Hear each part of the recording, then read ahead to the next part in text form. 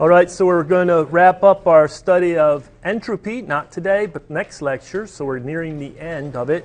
And what do we use this new property entropy for? Quantifying the second law of thermodynamics. Okay, it's one way to describe or write it out and then use the second law of thermodynamics. We talked a lot last time about isentropic processes. That's the change in entropy is equal to 0. And then we also talked about the isentropic efficiency, maybe of a turbine, and it was how much work versus how much work. Now, the efficiency needs to be less than 100%, and our benchmark is going to be isentropic expansion through that turbine, whether it's isentropic expansion of steam or isentropic expansion of an ideal gas. Either way, it'll work. So, unfortunately, the work of the turbine out actually that you get will always be less than if you had been able to expand it isentropically. Okay, so that's our definition for the isentropic efficiency of a turbine as well as for a compressor. Now, in that assumption, we have Q is equal to 0 is equal to change in the kinetic energy, change in potential energy. So there's no, it's not being heated or cooled in the turbine or compressor. The purpose of the turbine or the compressor is not to be a heat exchanger, but to to produce shaft power. All right. Then we also talked about the compressor, the efficiency of the compressor. Did I mix up my words? Did I just mess up my statement? Okay. Now we talk about the compressor. Think about a gas compressor. Okay. And it can be, you can also have a compressor dealing with superheated steam, but typically an ideal gas compressor is a good one to work with. Here, we want to minimize the work to drive the compressor. We want to minimize the work to drive the compressor. So, what's going to have the minimum work? If you have isentropic compression. That's the minimum work. But if I put that in the denominator, I'll have an efficiency greater than 100%. Makes no sense. And so you switch it. You get that it's isentropic, the minimum work in the numerator, and in the denominator, the actual work. And so our isentropic efficiency of the compressor, you need to take a deep breath, go a little slow right there, and make sure that you don't just treat it like a turbine. And you'll have a problem if you do.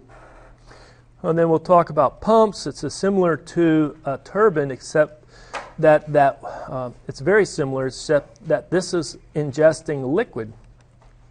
That's the difference between a pump and a turbine, or a pump and a compressor. Is this ingests gases or vapors. This ingests liquids, and it's a lot cheaper to boost the pressure of a liquid. I'm going to show that today. A lot cheaper. One of the big themes to come out of this class is it costs a lot less work to boost the pressure of a liquid than it does for an ideal gas or a vapor. And then we also have efficiency for nozzle. Now, nozzle efficiency, isentropic efficiency. So this isentropic efficiency of the pump is the same thing. The work to drive the pump actual divided by the work to drive the pump if it was running isentropically. How about a nozzle? That's a little unique. So think about what is the shape of a nozzle? Something like this. Inlet state 1, outlet state 2. What is the purpose of the nozzle? To get the high kinetic energy on the exit, to get a high speed on the exit. And speed squared is proportional to kinetic energy. So it takes a little bit, but the isentropic efficiency of a nozzle, typically they put more than one letter for the subscript on a nozzle. Sometimes they spell it all out, N-O-Z-Z-L-E, but sometimes just N-O-Z or something like that for nozzle. As a subscript on eta for isentropic efficiency would be the kinetic energy versus the kinetic energy. Let's think. One of them is going to be the actual kinetic energy out. One will be the isentropic kinetic energy out, which we want the efficiency to be less than 100%. So what goes in the numerator? What do you think is going to give us the highest speed out? The frictionless nozzle? The frictionless nozzle, no irreversibilities, isentropic expansion. Which will give us the highest speed? Isentropic. put it in the bottom. And the actual will be less because of friction. All right.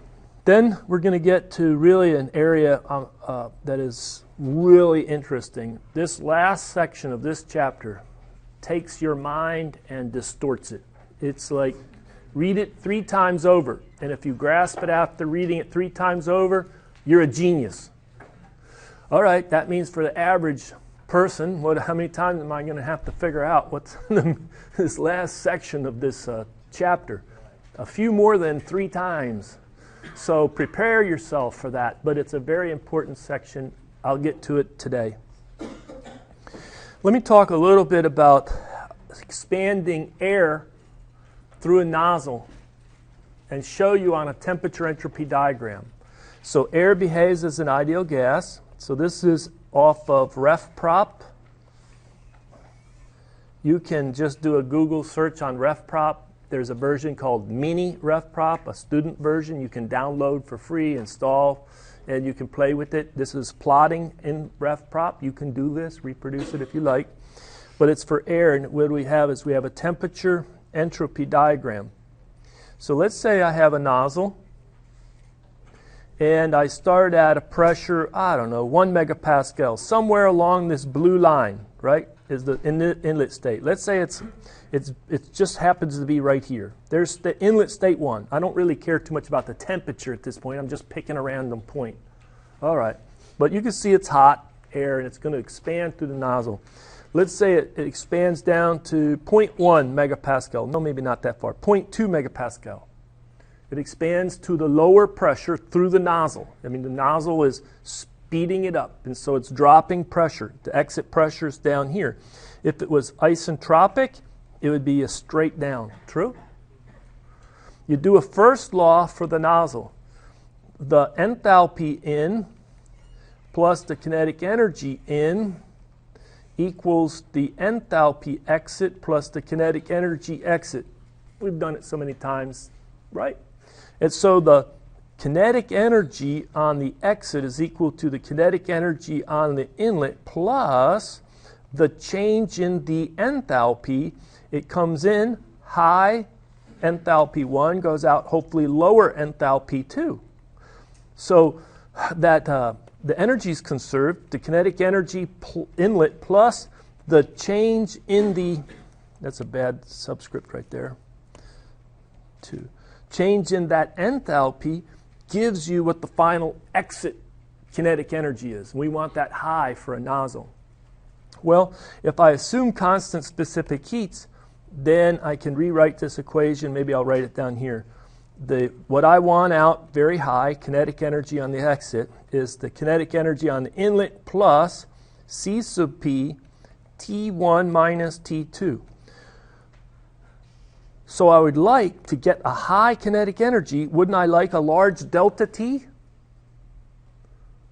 Wouldn't I like T2 to be much less than T1? So I come in with T1, hot. And to get the highest kinetic energy out, I come out with as low a possible T2. Let's say there's some irreversibilities. Where does the point 2, the state 2, shift to? It's going to climb up to the right, staying on that 0.2 megapascal line, isn't it? If it has some irreversibilities, the entropy is going up and up and up and up. Can you see what the exit temperature does? It increases. See what the difference does, this delta T, this T1 minus T2 does? Gets smaller. What does the kinetic energy of the exiting air do? It goes down. It's not as big. I know it's a few steps in the logic, and hopefully I didn't go too fast for you, but that explains it. What would really be a bad nozzle? What's that? Throttling valve. That's a really poor nozzle. But one thing that they have in common is you come in with high pressure P1, you go out with low pressure P2. I could have a throttling valve. I could put air through the throttling valve. The inlet pressure could be 1 megapascal. The inlet temperature could give it so the state 1 is right there on the diagram. Where would state 2 be for air going through the throttling valve? Can I have a reversible expansion, an isentropic expansion through the throttling valve? Does that make sense? Throttling valve, they're highly irreversible. Very highly irreversible. Okay, so if I go back and I do the energy analysis, it's basically the exit enthalpy is equal to the inlet enthalpy for a throttling valve. Which, if you assume constant specific heat, the exit temperature is equal to the inlet temperature. But the exit pressure is a lot lower. So where am I at on this TS diagram for the exit state 2? That's to my right. Yeah, it's to my right. And it's flat, straight across. And I didn't draw it too well, but it ends up way over here. What is the entropy? Oh, huge. What's the temperature? The same as the inlet temperature, because it's isenthalpic. The expansion valve is isenthalpic. Expansion valve is an extremely poor nozzle. But you can see the trend here between them. Increasing, bad, bad, bad, bad. The worst, way over there. Okay? All right. Now, we talked about isentropic processes. You see this term, delta S is equal to 0.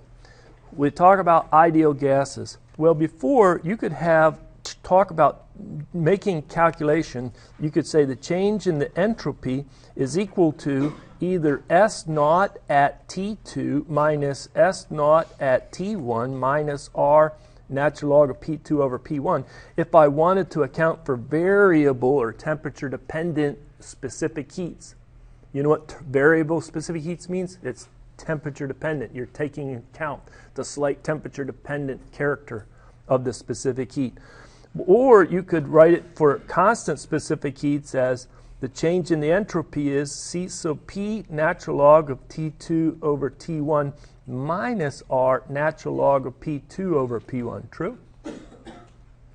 Now somebody was looking at the equation sheet and in the textbook and I said, Professor, I saw an equation where the change in S, assuming constant specific heats for an ideal gas, is something like C sub V natural log of T2 over T1 plus R natural log V2 over V1. Just like that. That equation works. There's another one. Well, this is the most popular, but this is the second most popular. And then there's another one where you can get relationship between P and V without the T. But I don't show it to you. It's too many equations. But that's okay. Now, if it's isentropic, this side goes both to 0. And hence you can rewrite this equation as C sub P natural log of T2 over T1 equal to R natural log of P2 over P1. That makes sense? We used the relationship that the natural log, A times the natural log of X is equal to the natural log of X raised to the power A. Do you remember that? And so we can just put this C sub P R and get rid of it from out here. We can exponentiate both sides. T2 over T1 equal to, actually let me do this. I'm going to do this. Divide by C sub P, get rid of it there. And then you'll put R over C sub P right there, get rid of it there. And then it'll be the P2 over P1 to the R divided by C sub P. Hey, that's pretty slick. When you hear about ideal gas, there's 3 things you remember. PV is equal to RT. U is a function of temperature only. H is a function of temperature only. There's also one other little thing. It's easy to do. C sub P is equal to C sub V plus R. There's a couple ways to write it, but it says that the difference between specific heat constant volume and specific heat constant pressure is simply the gas constant. Add R to C sub V, and you got exactly C sub P. That works for constant specific heat, it works for variable specific heat, it works all the time. Does this equation right here work only for isothermal processes, or does it work for isobaric processes, adiabatic processes, isentropic processes? All the time, as long as it's an ideal gas. And this is a similar equation. Well, what you have is you have R. I can replace R by C sub P minus C sub V. Can I not? So P2 minus divided by P1, all raised to that power. Well, what is that power? That P2 over P1 raised to the power. If I take the whole equation, numerator and denominator, divide by C sub V, then I'll get K minus 1 over K. That's the easiest way of doing it. And that is a very useful equation. Why is it so useful? Well, it is so quick and easy to use that students fall in love with it and they start using it all the time. There's a few restrictions when you can use this equation. It has to be an IG, ideal gas. It assumes C is equal to a constant. What do you mean C is equal to a constant? Constant specific heats. It also assumes delta S equal to 0. That's a lot of assumptions, I know, but what does it mean if the delta S is equal to 0? Delta S. That's right, isentropic.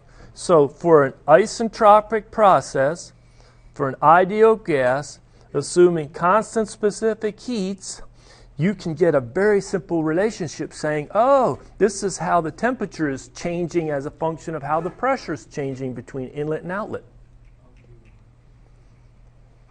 Does that make sense? If you also couple in that PB is equal to RT, you just do a little algebra. I did it at 9 o'clock. I regret it. Every student at 9 o'clock, they just use that as a chance to sleep. Oh, he's going in a derivation. Great. I'm zoned out now. Wake me up when you're done with that derivation, professor. So I won't do the derivation, but what you get is another equation, which is T2 over T1 is equal to V1 over V2, all to the power K minus 1. And then if you use PV, so what you did with this equation is you substituted for P. You said, where I see P right in here, I'm going to replace it by RT over V. And just do a little algebra, and you'll get it. And similarly, you take this equation and get rid of the T, and you can get another equation, which is P2 over P1 equal to V1 over V2 to the power K. These three are in the textbook. These three are in your equation sheet. These three are popular. Students love them once they start using them. Hey, this is great. It's like candy. But you have to be careful. When grading exams, student will forget about the ideal gas. Oh, I'm going to apply it to saturated, water. What? In a two-phase region with quality of 10%. What? No, no, no. Subcooled liquid. No, no. Ideal gas only.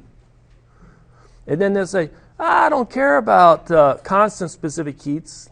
I'll solve half the problem assuming variable specific heats. I'll get bogged down and then I'll switch, because that equation seems like it'll get me out of a jam. So half the problem they're solving it assuming variable, and then the next half they're solving it assuming constant. Don't do that. Just stay on one side, either or. Or the other one is I know it's an isothermal process. That has to be close enough to an isentropic process. Let me try it. And it won't work. It's got to be all those three, okay? All right. Well, Professor, what about this case right here? I need a new page. So what I'm going to do is I'm going to copy this one right here. Edit, copy. Go into insert a new page and paste it. Okay? And now what I'd like to do the same thing is I'd like to say, let's account for variable specific heats, but let's do it for isentropic process. So if it's an isentropic process, left-hand side is 0. True? So let's do this. Let's do this. I could put that, I can divide this by R, divide by R, and get rid of that R there. True? And then I'll have the natural log of P2 over P1 is equal to S naught at T2 divided by R minus S naught at T1 divided by R. Looks easy. I want to get rid of that natural log, exponentiate. So we'll pick up P2 over P1 equal to, now I recall from algebra, e to the a minus b. What is that? Can I put it as e to the a divided by e to the b? So this turns out to be over here. It'll be e to the s naught at T1 divided by R divided by e to the s naught at T2 divided by R. I got it messed up on the subscripts. 2, thank you very much, and 1. You didn't let me go too far, did you? Thank you. Now did I got it right? Then they looked at this for a long time. I didn't do this. The people that did thermodynamics, a lot of work a long time ago. I think it was in Keenan who was published it. He said, look it, this is simply a function of temperature at T2. And this is a function of temperature at T1. We're going to give that a special name. PR, which is only a function of temperature at T2, and PR at temperature T1.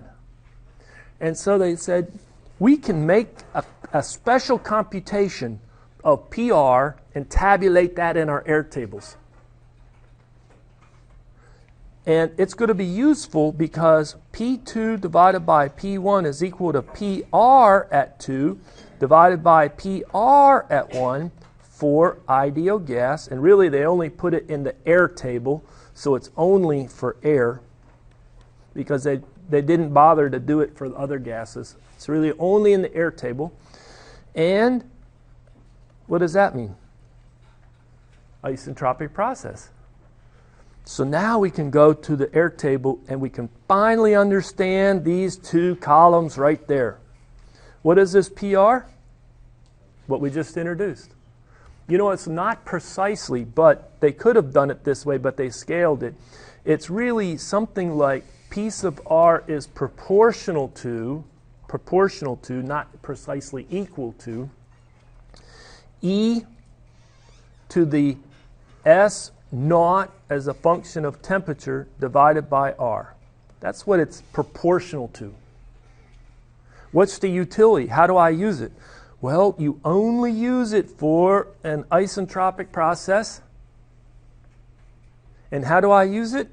I say that this ratio of physical pressures is equal to a ratio of something that looks like a pressure. I'll call it some sort of relative pressure. The name often in some books, they don't even give it a name.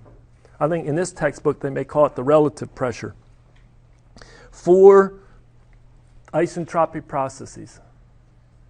Okay? Makes sense? I wish this book didn't have these two columns.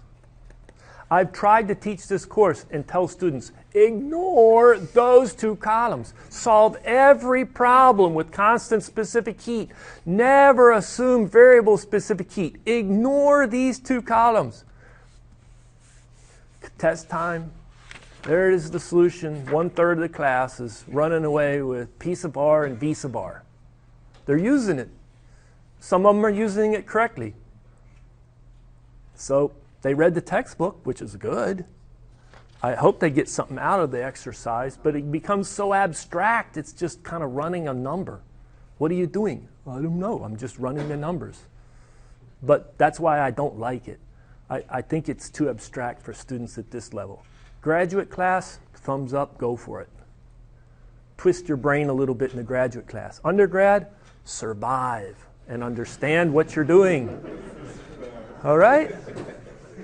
All right, now we want to get V sub r. Well, V sub r is simply this. Is if I have all of this right here, what I do is I say PV is equal to RT every day, all the time for an ideal gas. So instead of putting P2 on this side, what I'll do is I'll put T2 divided by V2 like that. And the R's will cancel. Instead of putting P1, I'll put T1 over V1. Okay, fine. I'm almost done. I need to try to not go too much more space. And I just rearrange where I get, so I get V1 divided by V2 is equal to, I'll get T1 divided by some function of T1, and T2 divided by some function of T2. And then we say, oh, that's just a new function of T1, and that's just a new function of T2. And I can play the same game. I'll call that V sub r evaluated at T1, and V sub r evaluated at T2. It's pretty abstract. And I'll call this a relative volume, just like I call that a relative pressure. How do I apply it? Isentropic process only for an ideal gas. It's a function of temperature. I correlate it or tabulate it in the table. You can go through this class never using those two columns. Trust me. But if you're solving problems in the textbook, you're trying to keep up, and maybe they say, for example, problem 6.13, they're going to use variable specific heats. They start using this P sub r and V sub r. Just run with the average specific heat in the temperature range and see how close you are to their more refined and more accurate answer. And it'll be close. It'll be very close. Okay? All right, I'm done with that. Now let's move on to the highlight of this chapter. It's a little abstract, bear with me. But what we want to do is develop a very important equation. Well, recall we had this equation, del Q is equal to TdS for an internally reversible little process. And what we did with that, especially one of the great themes is on a temperature entropy diagram, if I'm going from state 1 out to state 2, if I know it's internally reversible for the whole process, then I have some sort of path going there. And then if I wanted to, I could do the integral, and the area under the TdS curve is Q. That's what it is. Isn't it? Isn't the area under the TdS curve for the process, isn't that a visual representation of the heat transfer? Here I put everything on a per unit mass basis. This is a lowercase s, and that's a lowercase q. So this equation is good. We've used it before. Let's go and write the first law. That's really a second law statement right there. Second law where sigma dot per m dot is equal to 0. Okay, let's now go to the first law equation, and I'll write it on an infinitesimal amount, and I'll say the small amount of work out is equal to the small amount of heat in minus a small change in enthalpy, small change in kinetic energy, small change in potential energy. So this is for an open system, but I put everything, I had W dot divided by M dot, and then that's the power out per unit mass, flow rate, or work per unit mass, and then I write it on a small amount, small change basis. Okay. Well, I'm interested in restricting this for int rev, internally reversible. Well, if it's restricted to internally reversible, I can replace right here with TdS. The rest of it just comes down. Little abstract, isn't it? And then I recall one of the TDS relations.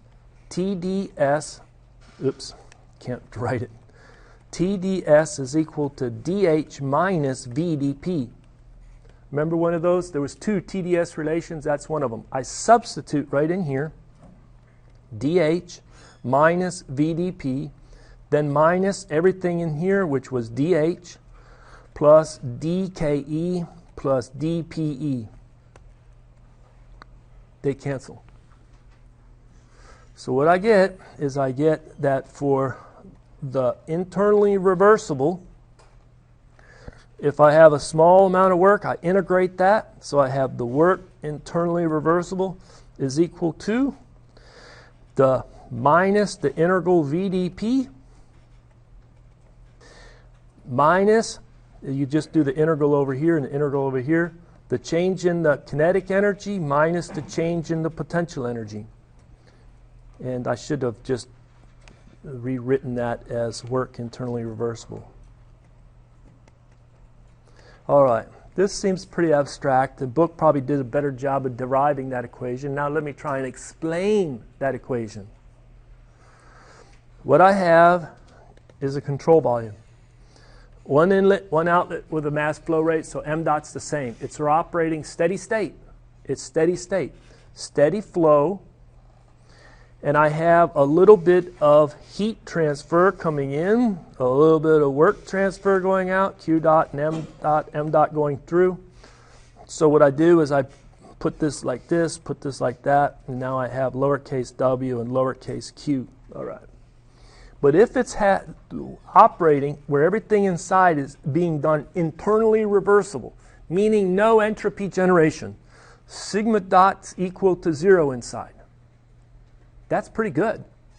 Like a pump, a very efficient pump, very efficient compressor, a very efficient whatever, piece of machinery, operating steady state. I get this very simple relationship that the work per unit mass going through is equal to the minus the integral VDP minus changes kinetic potential energy. Often, guess what that is? Often they're equal to 0. All right. So let me do two things. I don't know which one I need to do first, but let me try one of them first. Is that we as engineers like graphical representation of mathematical things. I'm already familiar with the PV diagram, true? Okay. Let's do this. Let's assume I came in with liquid water into a pump. Liquid water into a pump. This is state 1, liquid water. Where would liquid water coming into a pump roughly be? Clicker question. In which quadrant, A, B, C, or D, on this PV diagram would state 1 be? You know, in what quadrant? Would it be down here in the corner A, over here in the corner B, over here in the corner C, or over here in the corner D? For the inlet to a pump. Just thinking about what's coming into a pump. Where do you think it would normally be on a PV diagram? All right, we're out of time. Now this is the next question. There is state 2. There is state 2. That's the outlet to the pump. What's coming into the pump? Water. What's the state of the water? Liquid water. What do you think's coming out of the pump? You tell me now where you're going to find state 2 on this PV diagram. Do you think it'll be higher pressure or lower pressure than state 1? Do you think it'll be higher specific volume or lower specific volume than state 1? Do you think it'll be in quadrant A, B, C, or D on this diagram? Your call. Where is state 2?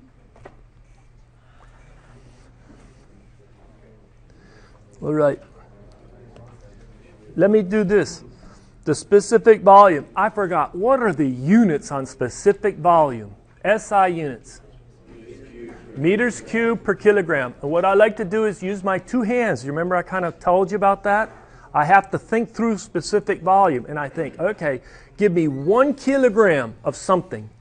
And I'll tell you how much space it occupies. And then if I think about liquid water, 1 kilogram, that's like a liter water bottle, right? 1 liter water bottle. I even have a visual. I can pick it up, throw it at my friend, play catch and all that. Okay? So think about water, liquid water. Does it need a lot of volume for 1 kilogram? Does it need big volume, stretch my hands far apart, or does it need small volume? Small volume. So the specific volume of liquid, compare that to specific volume of vapor. 1 kilogram of steam vapor. Do I need big volume or smaller volume? What do I need? Which way does it go? Answer A, B, or C. Compare the specific volume of liquid water to the specific volume of water vapor. Same pressure, but it's water vapor. Which one would be larger? Liquid greater than vapor, A. Equal to vapor, B, or less?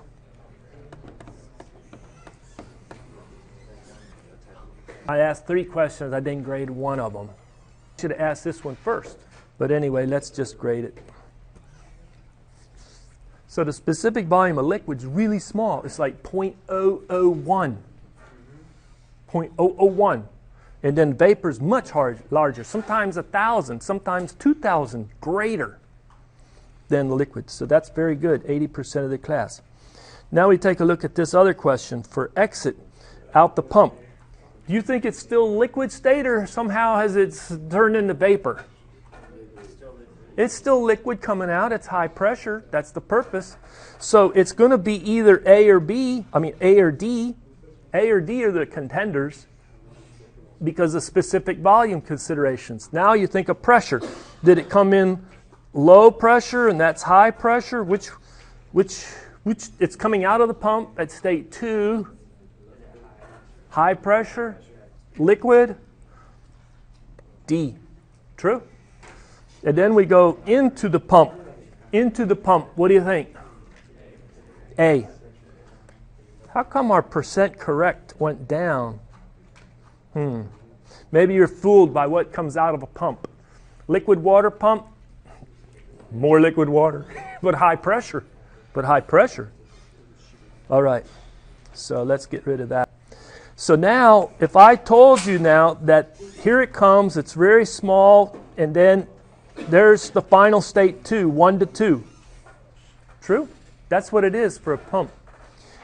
If somebody says, you know what, I can use this graphically to tell you the minimum work. It's going to be this area under the curve. What? But P is not the x-axis. P is the y-axis. So if you wanted to, you could switch this around and put P so you're more familiar. You always integrate integral f dx. True? You always did that in Cal 1. They never tricked you up. You wanted the x-axis to be down here, running horizontal, positive to the right. And you the y-axis where you put f going up. And you go like this, and you go, oh, that's great. I know how to integrate. All right, well, what we have to do to make you comfortable with this is to switch it. Put P down here and V there. And now where does point 1 go? There. Where's point 2? There. Now I can see how to do the integral VdP. It's the area under the curve. True? And that graphically would be the minimum work to boost the pressure to run the water pump. And if you don't like to switch the axes, it's the area to the left of the curve. Hopefully that makes sense. Well, somebody says, what happens if my state 1 is here and the state 2 is there? Is it going to take more work? Even if it's done reversibly? Yep. Yep, sure is. Bigger area per kilogram. All right. Let's solve a problem. Saturated liquid water at 100 kilopascal enters a pump and exits at 3,000 kilopascal. It is pumped isentropically. It's reversible, no heat transfer, it's isentropic. So delta S is equal to 0. Okay? So what you do is go ahead and think about the pump, and you come in at state 1 and go out at state 2. Maybe you list a bunch of properties like P1, T1, V1. I'm going to skip U1. We don't need it. And then P2, T2, V2, H2, S2. And they told me it comes in at 100 kilopascal. It's saturated liquid, hence T1 is Tsat at that 100 kilopascal, the saturation temperature, which is very close to 100 degrees C. But if you look it up, it's 99.6 degrees C. The specific volume for 1 is small. It's equal to, where's my numbers? 0.0010432 meter cubed per kilogram. The enthalpy 1 is low. It's, I didn't even write it down. And the entropy 1 is low, 1.3026 kilojoules per kilogram. Okay.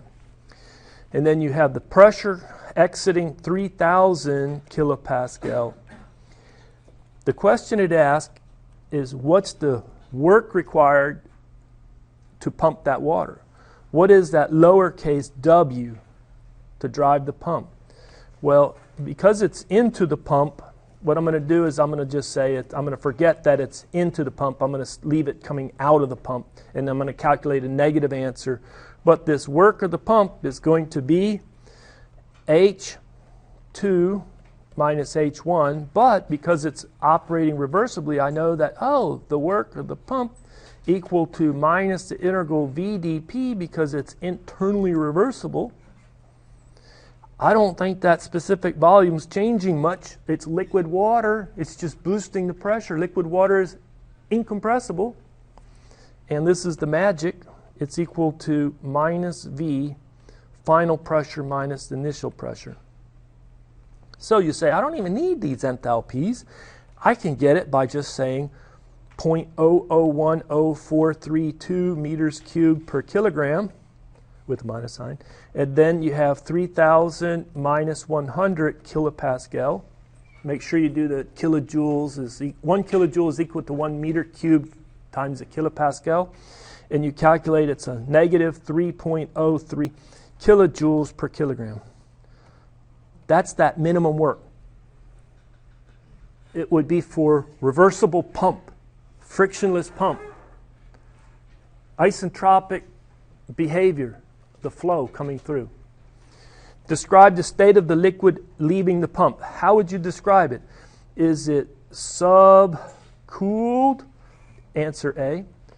Is it saturated liquid? Answer B. Is it two-phase liquid vapor? Answer C. Or is it superheated? Answer D. What's the state? It's either subcooled liquid, saturated liquid coming out at state 2 of the pump.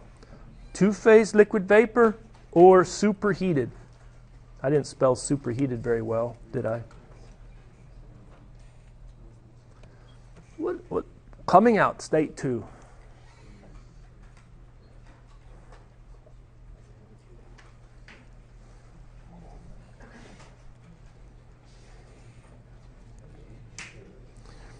Well, one of the things that we can do to help answer that question is go to a TS diagram.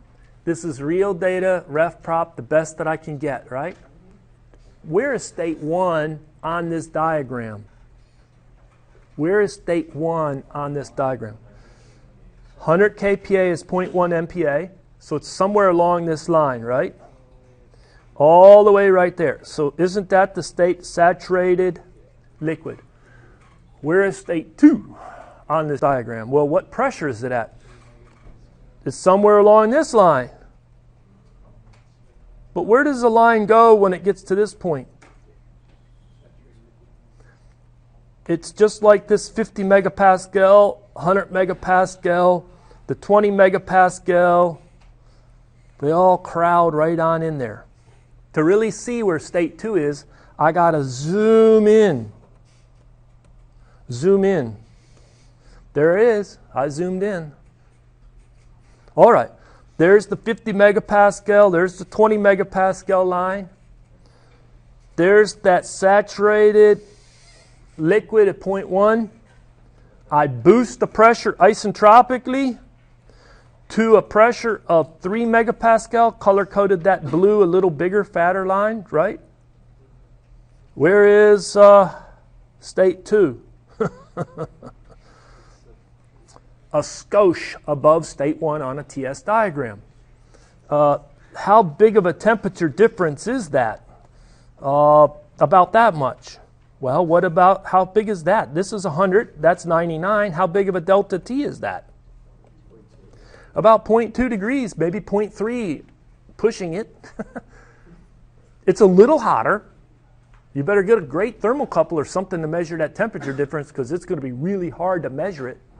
And what is the state of the fluid exiting the pump?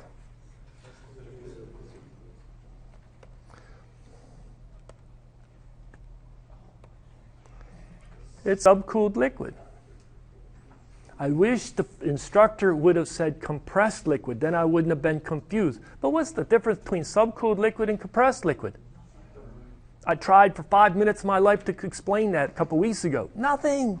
Perspective, that's it. Do you see that's correct? All right. I am so sorry. I tried to not run out of time, but I ran out of time. I will see you Monday. Thank you very much.